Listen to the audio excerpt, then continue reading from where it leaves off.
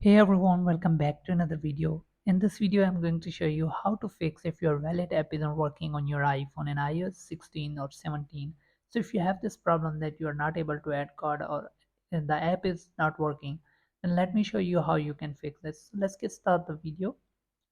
Be sure to subscribe the channel and like the video. So the first step is check for software update. Ensure that your iPhone is running the latest version of iOS. Sometimes issue with the apps can be resolved by updating the operating system. For that, you can go to settings, then click on general and click on software update. And if you see any update available here, make sure that you download and install that update in your iPhone to fix the issue. Then move on to the next step. The next step is restart your iPhone. A simple restart can help resolve minor glitches. You can simply press the volume up or power button at the same time to restart your iPhone.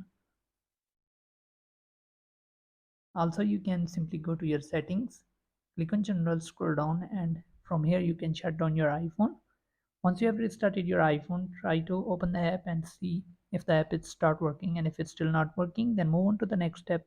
The next step is ensure location services are enabled.